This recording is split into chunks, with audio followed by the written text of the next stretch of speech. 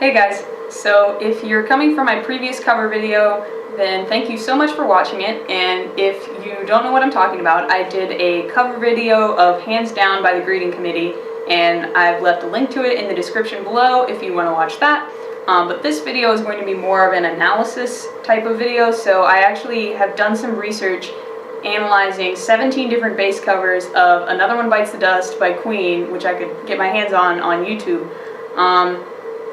And after watching all of these videos and collecting data on them, as well as getting in contact with 6 different cover artists from these 17 videos and asking them some questions, I've found some really interesting and sometimes even surprising results, which I think will help to give like a fuller, rounder view of the bass cover community online and just give a better idea of what it looks like. So anyway, let's get into those results. So the first thing that I found was that there was a fairly consistent tempo across all of the covers, which I guess is to be expected. They ranged from about, I think, like 110 beats per minute to like 118. You'll see it on the screen. And anyway, the cover artists tended to stay, or my take from that was that the cover artists tended to stay true to the fundamental aspects of the original song. Alright, so another big piece of the research I did was listening to each cover video individually and listening to the original music video and then comparing those two. And the way that I compared the two was counting the number of rhythmic differences and the number of pitch differences between the two, which is sort of subjective, but I did my best. And basically I found these results, which you'll be able to see, is that the date posted of the video was negatively correlated with the total amount of changes rhythmic and pitch-wise that I found in the video, which was pretty interesting because I sort of thought it would be the opposite, in that the original and the covers are getting farther and farther apart over time, but they're actually getting closer together.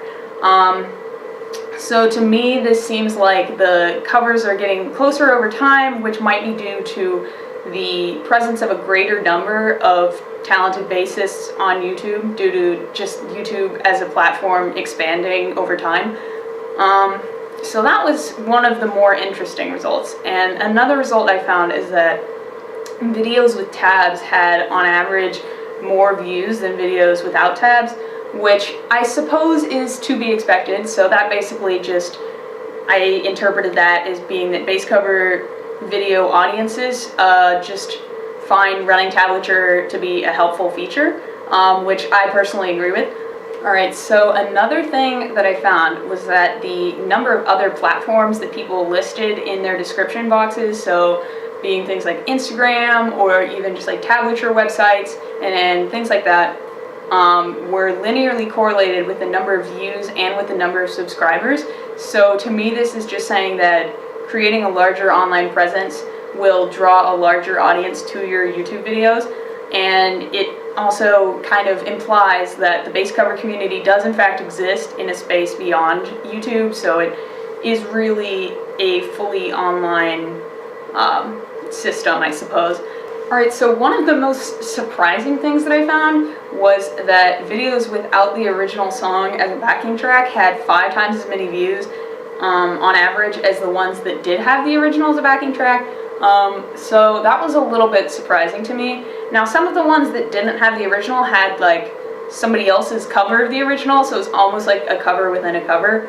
But one of the things that I sort of tried to infer from this was that audiences might be appreciating a little bit more of a creative interpretation made by the cover artist, or it's also possible that they just prefer to learn the bass part in isolation without or before adding back the original recording.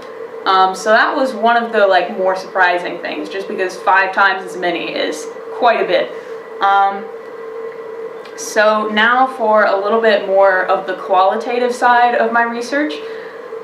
So after watching the 17 covers individually, I found that there tended to be 3 main types of bass covers.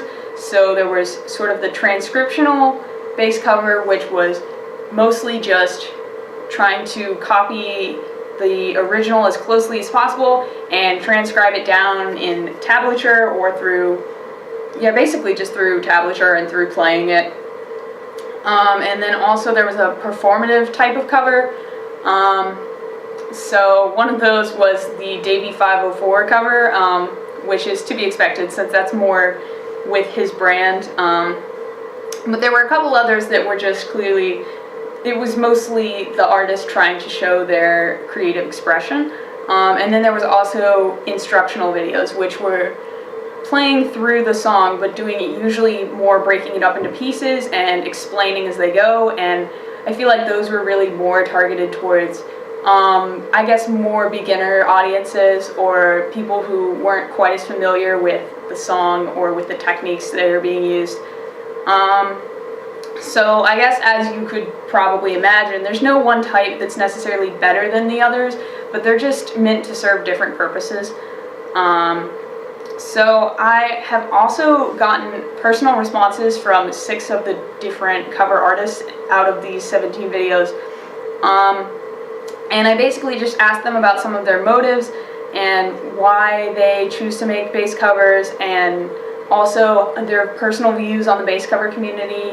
And I just wanted to see what they had to add to the conversation, so it wasn't all just like data and me sort of going through and interpreting things. So I found some really interesting things, and one of the main things that I found so fascinating, which I guess I should have assumed, but just, I don't know, in my own, I guess, sort of centric way, I didn't really think of it, but these artists are really from like all over the world. So we have represented in the different artists, there was Chile, Brazil, like 3 different artists from Brazil, Japan, Poland, France, one Spanish-speaking country. There was one person who I knew, their website was in Spanish, but I didn't know which country. Italy, Romania, Canada, the United Kingdom, Spain, and the USA, of course. But basically, I was just so blown away at how many different countries all of these artists were from, especially since all but 2 of the videos were in English. Well, I suppose some of them they didn't really speak at all, but like the title of the video was in English, and like the description would be in English. So that was just something really fascinating to me, at least. Maybe for some people that just seems kind of obvious, but it was a new experience for me. So also from just talking to and communicating with these 6 different artists, I sort of learned some of their motivations, and one of the main things was that making covers is a way for them to improve their instrument abilities and to learn a little bit more about their instrument, as well as learning more about like making and editing videos and those kind of skills. So it's sort of just like a nice skill building activity. So like I heard from the bass cover artist Cover Solutions said that hearing and watching his own performance helped him to learn new techniques, and Zay Harsem said that seeing his performance helps while playing as well, so basically the same idea. And Guitarnik said that he was originally a guitarist, hence the name, but likes to have his progress on the bass be documented. So that was another important thing, was having it as a form of documentation, just to be there to review later. And another thing that a lot of artists mentioned was that making covers helps them to teach new people and to reach a wider audience.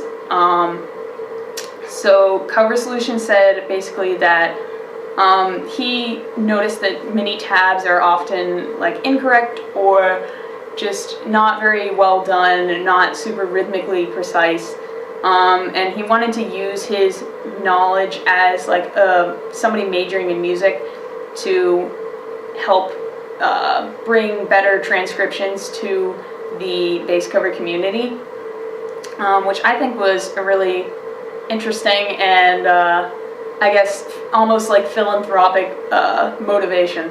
And Bass Shiver said that he loves helping people to learn new songs, which I can agree with.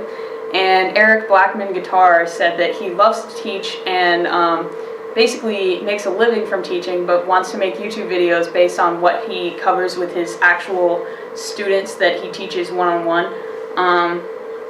And another factor was the support from the community. So, I mean, financially, yes, but also just in terms of getting encouraging words and feeling like you're a part of something, I think.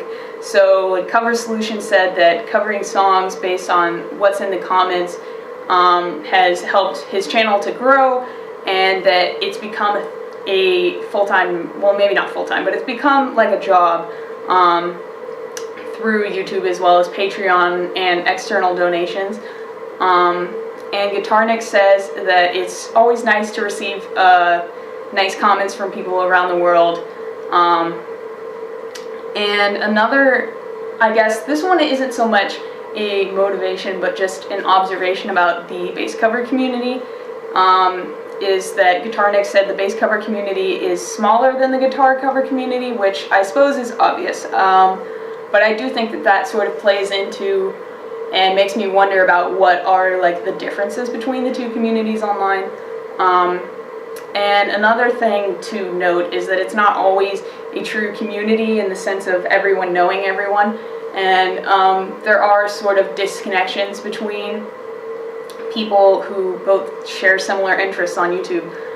So, for example, like Bass Sugar said he didn't really know any other bassists online and on YouTube, and so he didn't really feel that connected to the community, and I think that was part of, not the entire reason, but it played into why he decided to stop making videos. So this basically just showed me that like connectedness really does matter, and it's not always, I guess, easy to do in such a global platform like YouTube. So those were most of the main observations. So I guess just like the thing to take away from all of this is that the bass cover community's online presence is somewhat limited, but it's growing and improving all the time, and it can continue to grow as it makes connections outside of YouTube. So like I was saying, with connecting to Instagram and Facebook and really bringing people all together. And I think if it leans into that strength in providing an easily accessible way to learn music while still leaving room for creative expression, it'll bring a better sense of self-awareness and greater interconnectivity in the community, and help it to continue to grow and thrive. Anyway, so that's basically it. So if you have any questions or comments or things that you've noticed about the bass cover community just through like watching videos and watching covers, or maybe even making covers of your own, feel free to leave that in the comment section, or even like start a back and forth kind of discussion. I would love to see what you all have to say. So I hope you've enjoyed this video. I'm sorry if it comes out super long, but anyways, it's been great having a nice discussion and chat with you, and I hope that you enjoyed this video. And let me know if you ever want to see any more videos like this.